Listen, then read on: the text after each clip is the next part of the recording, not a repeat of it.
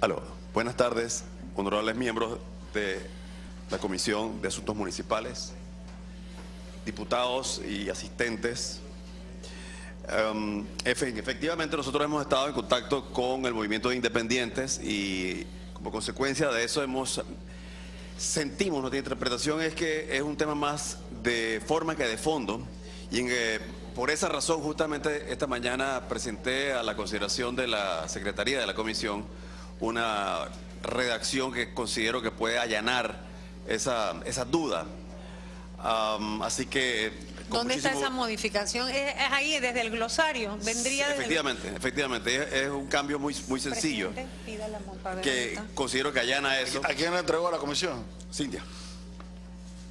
esa modificación presentada por el MES? Se la mandé por correo, pero si no, con mucho gusto, también la tengo en mi USB, se la puedo suministrar enseguida. Por favor. Por otra parte, sobre la consideración que hace la CONEP, en efecto es válida y representa uno de los desafíos más importantes del proceso de descentralización.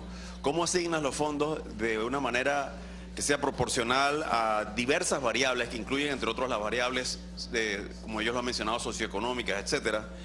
Y esa posibilidad la evaluamos y una de las dificultades que enfrentábamos allí era la falta quizás de estadísticas confiables a nivel de distritos que nos reflejaran con claridad cuáles son los indicadores de pobreza. Hay, pero presentaban algunas fallas y consideramos por ende que era mejor tratar de limitarnos a dos variables con el propósito de que la fórmula fuera más efectiva y más clara, y es de allí donde adoptamos como medida dos variables, centrarnos en dos variables fundamentales, cuáles son la población y la recaudación. Obviamente al hacer y observen que ahí también hay un desafío importante, y es que la consideración, la variable población se fundamenta en un censo que pronto ya va a estar desfasado, si no es que ya lo está, que es el censo del 2010. Por otra parte... Nunca lo estuvo. ¿Cómo? Nunca lo estuvo. Nunca estuvo en fase. Ok. Por otra parte, eso nos llevaba también a otro dilema, es decir, bueno, si tú aplicas estas dos variables van a quedar ciertos municipios, ciertos consejos municipales y distritos que van a quedar definitivamente con ingresos por debajo de lo necesario mínimamente, incluso tomando en cuenta que hay algunas comarcas que ni siquiera perciben ingresos por concepto de inmueble. Por ende, entonces, se diseña el concepto de solidaridad para tratar de un poco de contrarrestar esa deficiencia, esa falla.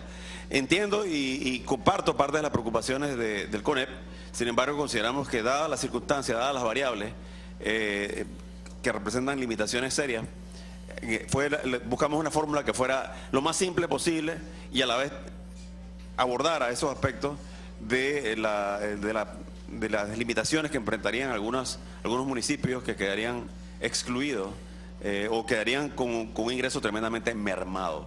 Yo diría que esas son las dos consideraciones, y en cuanto, como les dije, a los planteamientos que hace Movín, hemos hecho una nueva redacción. Ahora, si me permiten, en forma sencilla un poco para reiterar lo que planteaba hace un momento el amigo Machuca sobre la fórmula, voy a ver si doy un empujoncito final para tratar de explicarla en la forma más sencilla posible, si me permiten un minutito. Como les dije, las dos variables principales son población e ingresos de inmuebles. Las datas de población los traemos de la Contraloría y del Censo Nacional. Y la fórmula de los ingresos, obviamente, que genera cada circunscripción, por así decir, proviene de la Dirección General de Ingresos.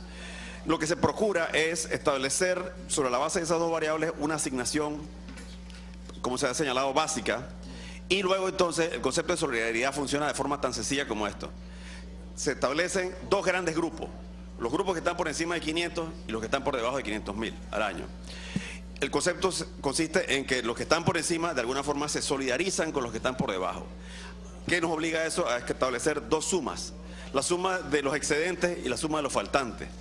Y la suma de los excedentes se asigna de acuerdo a una proporción, la proporción allí vendría siendo qué representa del excedente de cada municipio, qué representa ese excedente con respecto al excedente total. Y ese es el criterio, la proporción con la cual se alimenta un poco el fondo. no sé si he contribuido o no, pero he hecho mi mejor esfuerzo por tratar de hablar la fórmula, ponerla en español. Gracias. Para una... Tiene la palabra la honorable Zulay Rodríguez. Ok. Para una consulta. Sí.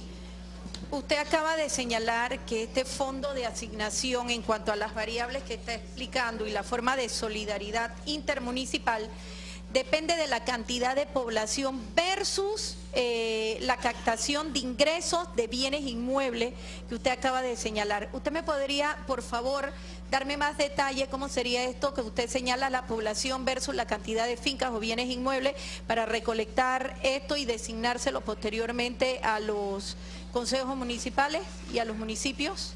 A ver si entendí bien, diputada. Sí, porque usted Zulay. acaba de señalar población versus ingresos de bienes inmuebles. Eso fue, y lo copié, idéntico a lo que usted acaba de señalar. En efecto. Para aplicar... Responder. Ah, sí, dale. Ok, pero para terminar la pregunta, para aplicar esta fórmula de solidaridad intermunicipal que usted acaba de aplicar, esto me interesa mucho. Sí, Para responder el licenciado Estribide. gracias, diputado Carrasquilla. En realidad no es una variable versus otra, es las dos que se toman en consideración, que son población y las recaudaciones que provienen del impuesto de bien inmueble, que si bien se recauda a nivel nacional, evidentemente la Dirección General de Ingresos goza de registros exactos y veraces de dónde se generan esos ingresos a nivel provincial, distrital, y eso es lo que nos permite a nosotros establecer, por ende, esa fórmula para que parte de la asignación que corresponde a cada municipio dependa, por una parte, de la población que presentan, y por otra parte, provenga también de la recaudación, como se ha señalado.